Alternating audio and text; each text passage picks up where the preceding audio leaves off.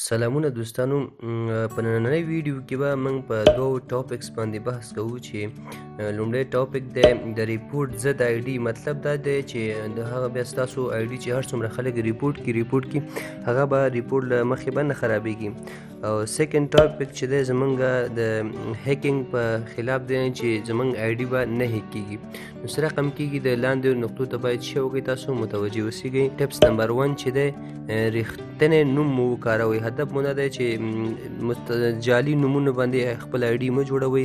یو خو هغه آی ډي ده چې جعلي نوم باندې جوړ دی، که خراب هم شي پروا نه کوي، خو خپل کوم چې ستاسو رښتینی آی ډي ده خپل رښتینی نوم مو پکې وکاروئ، خپل نوم باندې جوړ کړئ.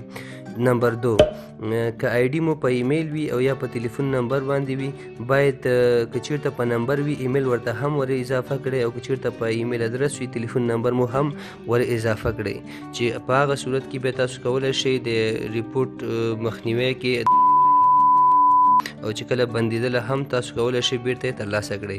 دریم نمبر، ستاسو په اړه باید مکمل معلومات مو تکمیل وي. د دې هدف دا دی چې تاسو کله ګورئ مثال د انفارمیشن اباوټ چې فیسبوک تاسو ته کوم یو لارښوونه درکوي چې ستاسو جابس څه دی، میریټل سټیټم څه دی، تاسو واده کړی نه دی کړی، هر هغه معلومات چې فیسبوک کې تاسو نه غواړي هغه باید تاسو تکمیل کړئ.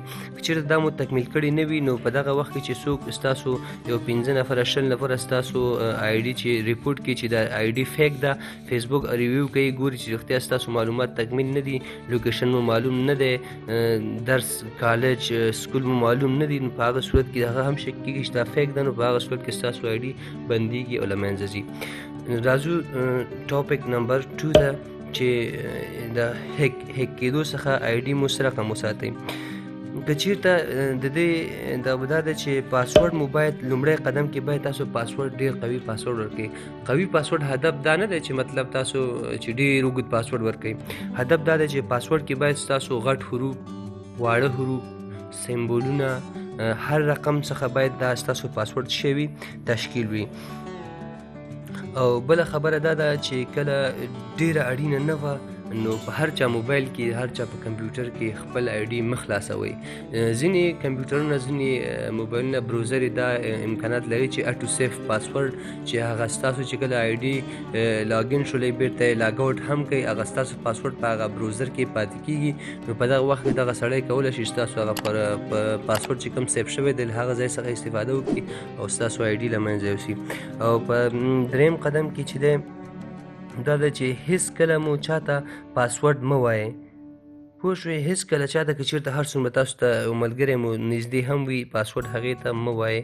صحیح ده، تاسو به ورباندې باور لرئ چې دا دوست تاسو دا کار نه کوي، خو بیا هم پاسورډ مو چاته مه وایئ. که ډېر درته ملګری نږدې وي او ګران وي، کولی شئ خپل آی ډي مو خلاص کړئ، پاسورډ خپل موبایل کې ووهئ او بیا یې ورله ورکړئ. که ساتیري کوي، هر څه کوي، نو هغه دې وکړي.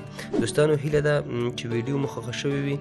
دغه بره ټپسونه چې موږ تاسو ته وویلې، که چېرته تاسو خپل فیسبوک آی ډي باندې، سوشل میډیا آی ډي، هر آی ډي چې وي، چې دا بره ټپسونه چې تاسو عملي کړئ، انشاءالله د نه به ریپورټ څخه ستاسو آی ډي خرابېږي او نه به د هیک کېدو څخه به هم بچ وي. نو همدغه تجربه زما خپله ژوندۍ تجربه وه چې تقریبا د همدغه آی ډي چې کوم زه کاروم، د دې تقریبا اوس چې نه کېږي 11 کاله کېږي چې زما همدغه آی ډي ده، نه خرابه شوې ده، نه هیک شوې ده، هېڅ چیز نه، هر څه په امان کې ده. دوستانو، مونږ په دعاګانو کې یاد ساتئ. بابا د الله په امان.